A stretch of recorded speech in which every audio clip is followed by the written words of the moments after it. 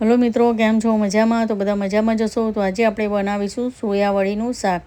અને આ શાક એટલું ટેસ્ટી અને સરસ બને છે ને કે તમે એક વખત બનાવશો ને તો તમને ફરીથી પણ બનાવવાનું મન થશે, તેવું ટેસ્ટી શાક આ તૈયાર થાય છે. તો સોયાબીનનું શાક બનાવવા માટે મેં અહીંયા સોયાબીન લીધા છે.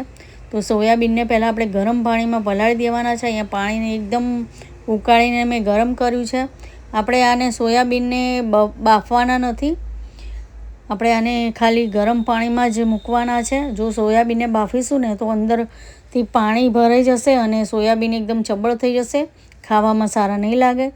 તેથી તે વાતનું ધ્યાન રાખવાનું કે ગરમ પાણીમાં જ આપણે સોયાબીનને પલાળવાના છે. એકદમ ગરમ પાણી હોવું જોઈએ.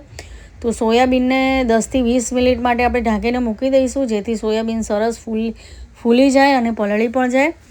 અને સોયાબીન પલળે ત્યાં સુધી આપણે શાકને વઘારી દઈશું. તો શાક વઘારવા માટે કઢાઈમાં તેલ એડ કરીશું અને જીરું એડ કરીશું. જીરું સતળાય એટલે એમાં અહીંયા જો લસણ, લીલા મરચાં, આદું, પછી તજ, લવિંગ, કાળા મરી, તેની પેસ્ટ લીધી છે.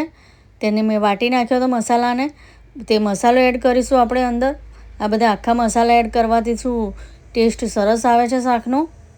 તો હવે મસાલા આપણે તેલમાં એડ કરી દઈશું અને મિક્સ કરી દઈશું. હવે આપણે કાપેલી ડુંગળી એડ કરી દઈશું અને ડુંગળીને આપણે સરસ શેકાવા દઈશું તેલમાં. એ વાતનું ધ્યાન રાખવાનું કે ડુંગળી અને ટામેટાં સરસ ચડવા જોઈએ. જો સારા નહીં ચડે ને તો શાકમાં કચાશ પડતો ટેસ્ટ આવશે, સારો ટેસ્ટ નહીં આવે. તે માટે તો ડુંગળી અને ટામેટાને સરસ આપણે શેકાવા દઈશું તેલમાં. જો તમને વિડીયો સારો લાગે તો મારી રિક્વેસ્ટ છે કે મારી યુટ્યુબ ચેનલને લાઇક, સબસ્ક્રાઈબ અને શેર જરૂરથી કરજો અને કમેન્ટ કરીને મને કહેજો કે તમને આ વિડીયો કેવો લાગ્યો. તો જો આ રીતે આપણે ડુંગળીને એકદમ તેલમાં શેકાવા દઈશું. ડુંગળી થોડી શેકાય એટલે આપણે તેમાં ટામેટાં એડ કરી દઈશું અને પછી મિક્સ કરી દઈશું.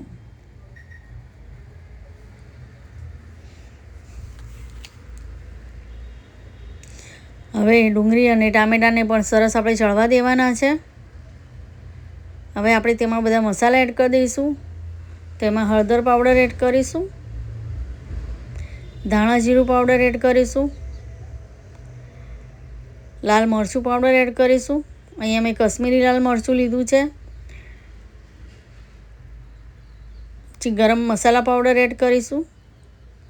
મીઠું આપણે અત્યારે એડ નથી કરવાનું. મીઠું આપણે સોયાબીન એડ કરીશું ને પછી જ અંદર એડ કરવાનું છે, જેથી સરસ સોયાબીનમાં પણ મીઠું અંદર ચડી જાય. તે માટે તમે જો પહેલાં મીઠું એડ કરશો ને તો સોયાબીન ખાવામાં સારા નહીં લાગે, એકદમ મોરા લાગશે. તે માટે અને જો તમારે ગરમ પાણીમાં મીઠું એડ કરવું હોય તો તમે ગરમ પાણીની અંદર પણ મીઠાને એડ કરી શકો છો. જેમાં સોયાબીન પલાળ્યા છે ને તેમાં જો હવે આપણે થોડું પાણી એડ કરીને આને આપણે ચડવા દઈશું. ડુંગળી અને ટામેટાને સરસ આપણે ચડવા દેવાના છે, જ્યાં સુધી નીચેથી ચોંટે નહીં અને તેલ બધું ઉપર ના આવે ત્યાં સુધી આને આપણે ચડવા દઈશું. તો જો અહીંયા સોયાબીન સરસ અહીંયા પલળી ગયા છે, તમે જોઈ શકો છો. હવે આપણે એકદમ તેનું પાણી કાઢી નાખવાનું છે. એકદમ તેનું પાણી કાઢીને સોયાબીનને એકદમ કોરા કરી દેવાના છે. આ રીતે તમે જોઈ શકો છો.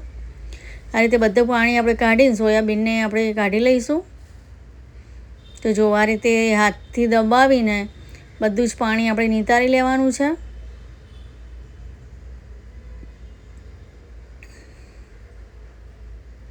તો બધા સોયાબીનને આ રીતે આપણે કોરા કરી લઈશું. એકદમ પાણી તેનું કાઢી લઈશું. હું અહીંયા રસાવાળું શાક બનાવવાની છું. તમારે જો કોરું બનાવવું હોય તો તમે કોરું પણ બનાવી શકો છો. જો તમે જોઈ શકો છો કે સોયાબીન કેટલા સરસ અહીંયા પલળી ગયા છે.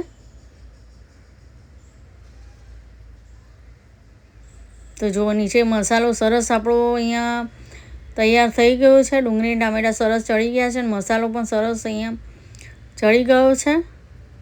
તો આપણે જે સોયાબીન હતા તેને એડ કરી દઈશું અને આ રીતે મિક્સ કરી દઈશું.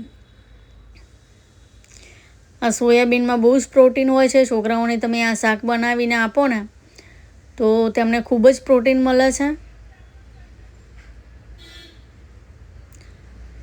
હવે આપણે આને થોડી વાર માટે શેકાવા દઈશું હવે આપણે તેમાં મીઠું આપણે પહેલાં એડ નહોતું કર્યું, હવે આપણે તેમાં મીઠું એડ કરીશું અને આ રીતે મિક્સ કરી દઈશું. જુઓ,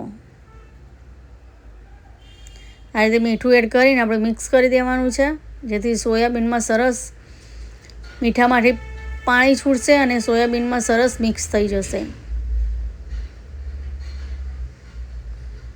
હવે અહીંયા જો મેં દહીં લીધું છે. તમે દહીં ખાતા હોય તો એડ કરવાનું, ખાટું ખાતા હોય તો, નકર તમે સ્કીપ પણ કરી શકો છો. તો હવે આપણે થોડું દહીં પહેલાં એડ કરીશું ને આ રીતે મિક્સ કરી દઈશું. જુઓ, થોડું દહીં આપણે પછી એડ કરીશું.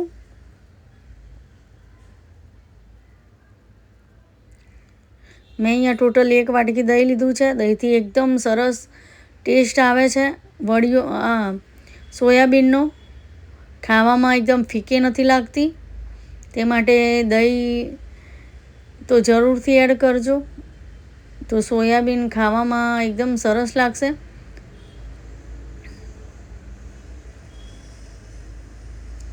હવે જો આ રીતે મિક્સ કરીને હવે આપણે તેમાં પાણી એડ કરીશું. હું અહીંયા રસાવાળું શાક બનાવું છું, કેમ કે અહીંયા મારા છોકરાઓને રસાવાળું શાક ભાવે છે. પણ જો તમારે કોરું બનાવવું હોય તો તમે કોરું પણ બનાવી શકો છો. રસાદાર શાક એકદમ સરસ લાગે છે.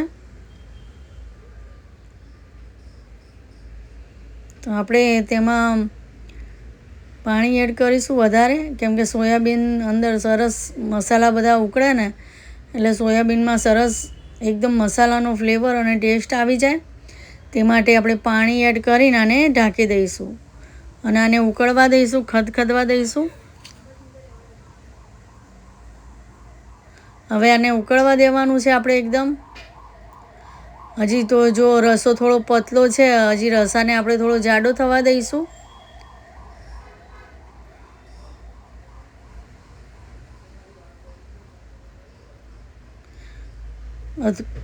થોડી વાર માટે આપણે ફરીથી ઢાંકી દઈશું. હવે થોડી વાર અહીં જોઈ લઈશું. જો તમે જોઈ શકો છો કે રસો પણ સરસ જાડો થઈ ગયો છે. તો આ રીતનો એકદમ રસો જોઈશે આપણે એકદમ જાડો, તો શાકનો ટેસ્ટ એકદમ સરસ આવે છે.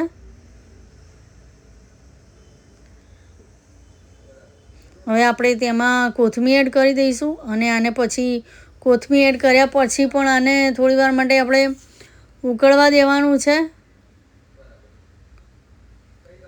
તો કોથમીર એડ કરીને આપણે આને થોડી વાર માટે ઉકળવા દઈશું.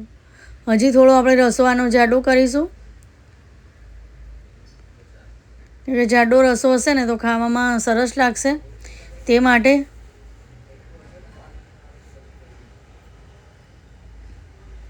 આ રીતે આપણે એને ઉકળવા દઈશું. તો જો રસો સરસ જાડો થઈ ગયો છે અને આપણું શાક પણ અહીંયા બનીને તૈયાર થઈ ગયું છે.